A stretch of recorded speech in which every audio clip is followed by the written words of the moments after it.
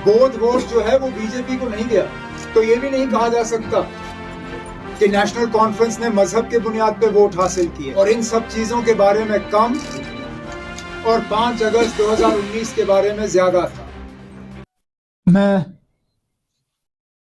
वक्तन फवक्तन आप सबों के साथ जहां कहीं मुलाकात हमारी हुई है, अक्सर बेशतर उन्होंने इलेक्शन के बारे में पूछा और कहा कि इलेक्शन की तैयारी कैसे चल रही है, नेशनल कॉन्फ्रेंस इलेक्शन को किस तरह देखती है। और हमेशा मेरा जवाब आपको यही था कि इलेक्शन के लिए हम तो तैयार हैं, लेकिन न मरकज़ की हुकूमत तैयार है, न बीजेपी वाले तैयार हैं, क्योंकि वो डरे हुए हैं, वो लोगों का सामना करना नहीं चाहते।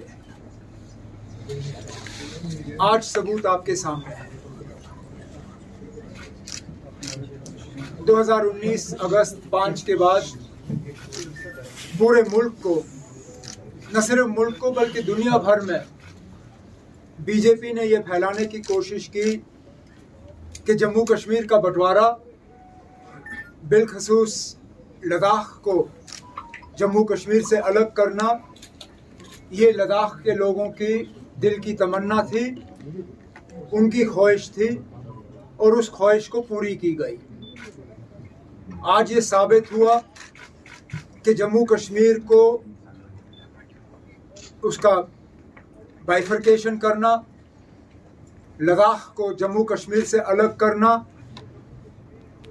जितना ये हमें कश्मीर में बुरा लगा, जितना आज हम कहें कि जम्मू को भी ये पसंद नहीं आई बात, इतनी ही ये बात जो है करगिल के लोगों को खटकती है। अब बीजेपी वाले आपको शायद ये कहने की कोशिश करेंगे कि वहाँ जी मुसलमान अक्सरियत है, इसलिए नतीजा इस तरह रहा। तो पहले तो मैं उनसे पूछूंगा, क्या फिर लद्दाख का बंटवारा सिर्फ मजहबी बुनियाद पे हुआ? क्या सिर्फ मजहब देख के हुआ? और अगर इस सारे चीज को आप मजहब के तराजू में तोल रहे हो, तो फिर आप शायद भूल रहे हो कि लद्दाख खित्ता भी मुसलमान अक्सरियत है। बेशक वहां बौद्धों की आबादी जो है कम नहीं है, लेकिन अक्सरियत लद्दाख में जो है मुसलमानों की है। और इस इलेक्शन में बौद्ध वोट जो है वो बीजेपी को नहीं गया। अगर गया होता तो नतीजे शायद अलग होते। इस इलाके से हमारा भी एक बुद्धिस्ट काउंसलर जीत के आया है पदम से। तो ये भी नहीं कहा जा सकता कि नेशनल कॉन्फ्रेंस ने मजहब के बुनियाद पे वोट हासिल किए। हकीकत ये है कि ये इलेक्शन डेवलपमेंट और इन सब चीज़ों के बारे में कम और 5 अगस्त 2019 के बारे में ज़्यादा था। और करगिल के लोगों ने अपने वोट से साबित किया कि वो इस फैसले के साथ नहीं है। रही बात हमारे इलेक्शन की, इस नतीजे के बाद तो शायद ये कहा जा सकता है कि हमारे इलेक्शन हमसे और ज़्यादा दूर चले गए। अभी तक तो हमें ये उम्मीद दी जा रही थी कि असेंबली के इलेक्शन नहीं होंगे, लेकिन सुप्रीम कोर्ट में जब 370 को लेके बात चल रही थी, तो वहाँ पे हुकूमत के तरफ से ये कहा गया था कि पंचायत और अर्बन लोकल बॉडीज़ के इलेक्शनों की तैयारी की जा रही है। लेकिन पिछले दिनों दिल्ली में होम मिनिस्टर साहब की मीटिंग के बाद जो रिपोर्ट्स देखने को मिल रही हैं, उनके मुताबिक लगता है कि अब ना पंचायत इलेक्शन करने की इनको हिम्मत है, ना बल्दियाती इलेक्शन करने की इनको हिम्मत है। शायद इनका बस चलता तो ये यहाँ पे ये पार्लियामेंट का इलेक्शन भी नहीं कराते, लेकिन पार्लियामेंट इलेक्शन इनकी मजबूरी बन गई है। मुझे बीजेपी से इसका ज़्यादा गिला है नहीं। सियासी पार्टी है, हर चीज़ में अपना फ़ायदा और नुकसान देखेंगे। अगर मुझे गिल्ला किसी से है तो वो इलेक्शन कमीशन से है, आज भी के बारे में फैसला तमाम हालात को देख के लिया जाएगा, आफ्टर कंसिडरिंग ऑल फैक्टर्स। मैं उनसे पूछना चाहता हूं व्हाट आर द फैक्टर्स, क्योंकि हमें जो लगता है there is only one factor, that is fear factor. वो बीजेपी को जो फियर फैक्टर है। Your own words a few months ago, जहां पे इसी तरह एक सवाल के जवाब में आपने कहा था, yes we recognise there is a vacuum and that vacuum needs to be filled. उस वैक्यूम को भरने के लिए अब कौन से फैक्टर आपको नजर आ रहे हैं कि आप इलेक्शन नहीं करा सकते हो, हमें बता दीजिए।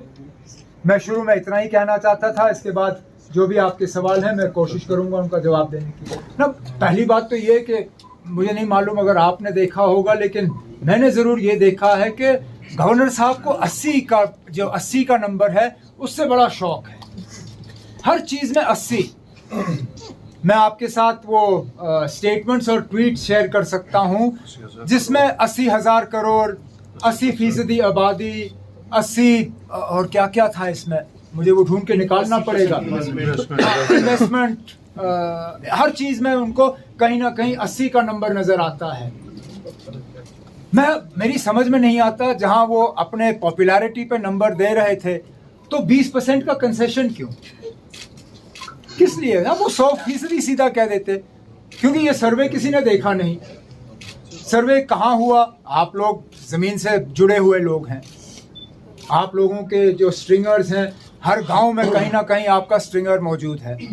जरा अपने स्ट्रिंगरों से पूछिए ना, किस गांव में आके इन्होंने ये सवाल पूछा गवर्नर साहब के मुतालिक। और अगर यही सही है तो कल को फिर मोदी साहब भी ये कहेंगे कि 80% मुल्क की आबादी जो है मुझे पसंद करती है, मुझे इलेक्शन की कोई जरूरत नहीं।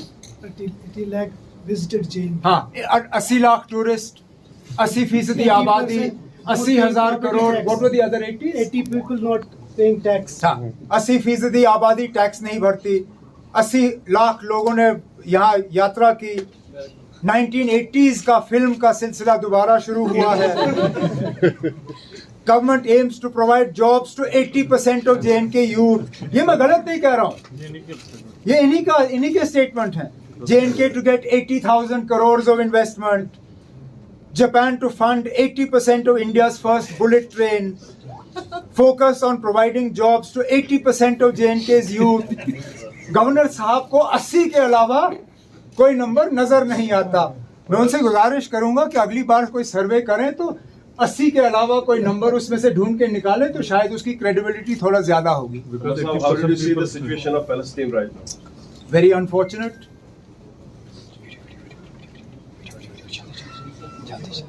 We are seeing deaths on both sides.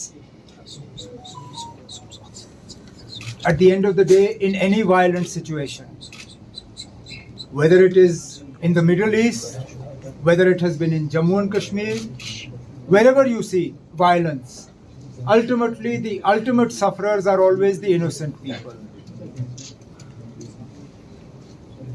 We can only hope and pray that the situation is brought as close to normalcy as early as possible, that violence is seized, and that in this somehow the suffering of innocent people can be brought to an immediate stop. This is the problem of Palestine and Israel is not a new one. It's a protracted conflict.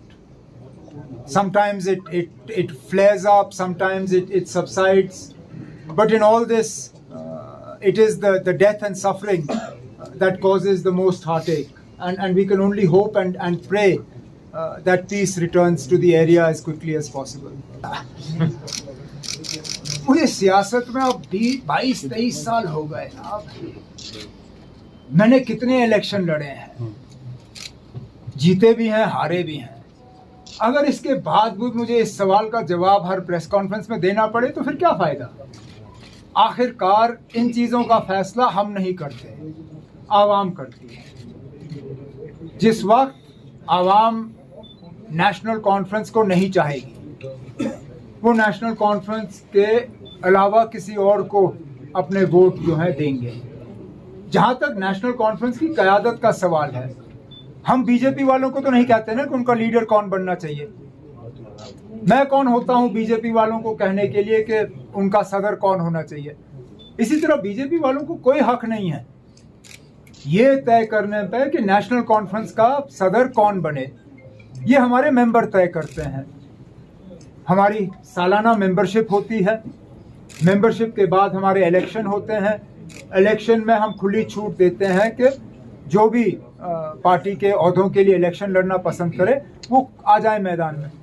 मैं आज भी कहता हूं, अगली बार जब national conference की सदारत का इलेक्शन होगा, नेशनल कॉन्फ्रेंस के अंदर या नेशनल कॉन्फ्रेंस के बाहर बीजेपी से कोई आए, अगर उनको इतनी नफरत है हम लोगों से, वो चाहते हैं कि हम अपनी पार्टी की सदारत से हटें, वो आके मैदान में उतरें, लड़े इलेक्शन। देखें अगर मेरे वर्कर जो हैं इस बात से नाराज हैं कि मैं एक खानदान से ताल्लुक़ रखता हूं, वो उनको वोट दें, मुझे कोई गिला नहीं होगा।